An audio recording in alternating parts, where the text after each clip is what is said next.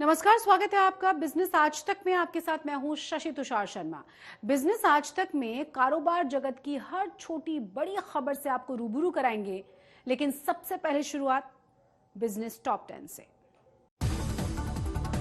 निजी crypto currency से RBI ने ग्राहकों के साथ धोखाधड़ी करने की आशंका जताई है। कहा, डिजिटल करेंसी के लिए एक सुविधाजनक स्ट्रक्चर बनाया जाए।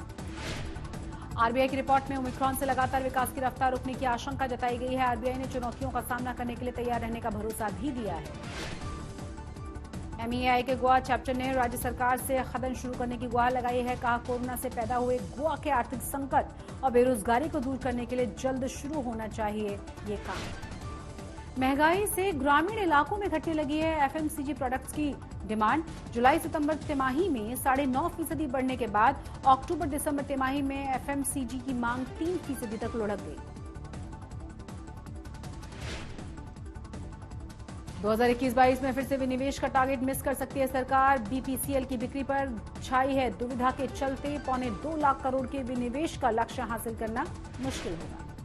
2022 की दूसरी छमाही में खत्म हो सकता है सेमीकंडक्टर संकट।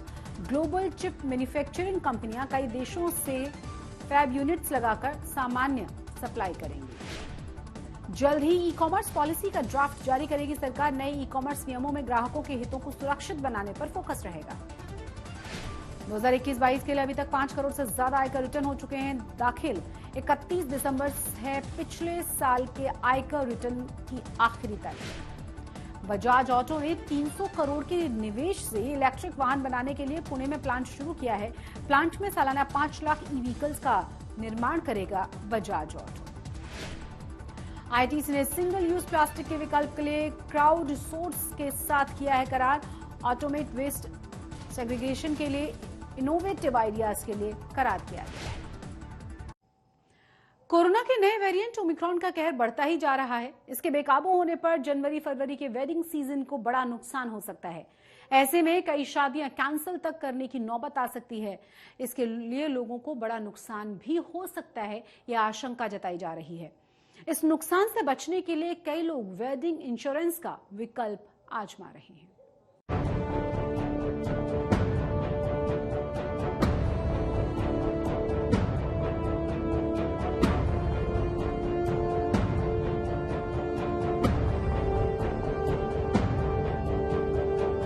ओमिक्रॉन वेरिएंट की वजह से सार्वजनिक कार्यक्रमों पर रोक लग गई है, तो शादी ब्याह जैसे आयोजनों के लिए भी मेहमानों की लिमिट तय की गई है।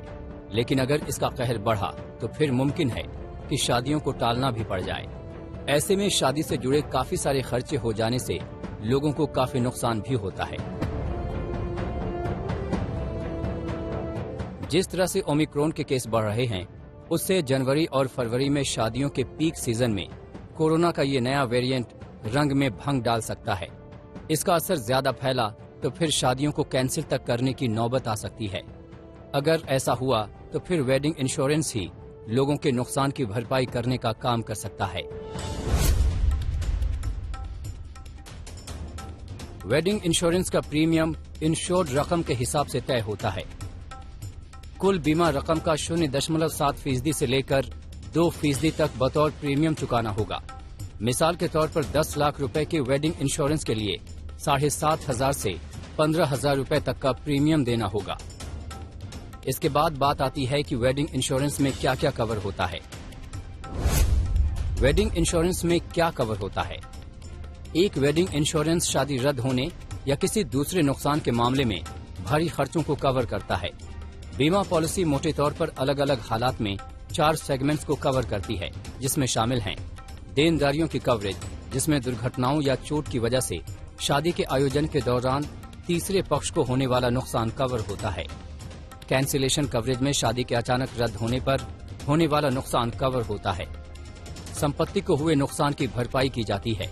व्यक्तिगत दुर्घटना सेक्शन में दुर्घटनाओं की वजह से दूल्हा दुल्हन के अस्पताल में भर्ती होने का खर्च शामिल है। वेडिंग इंश्योरेंस शादी के रद्द होने से लेकर आग लगने या चोरी की वजह से हुए नुकसान के मामले में कवरेज देता है। जब एक शादी रद्द हो जाती है तो इसमें जो खर्चे होते हैं उनमें शामिल हैं केटरिंग, बैंक्वेट, ट्रैवल एजेंसियां, होटल के कमरे की बुकिंग, संगीत और सजावट, शादी के सेट की लागत के लिए दिया गया एडवांस, इसके साथ ही शादी के कार्ड की छपाई की लागत भी इस खर्च में शामिल है।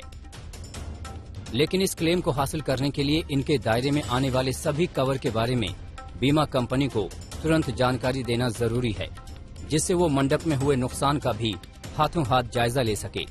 इसके बाद ही बीमा कंपनी अपनी जांच पड़ताल करके क्लेम को मंजूरी देती है। आज तक ब्यूरो।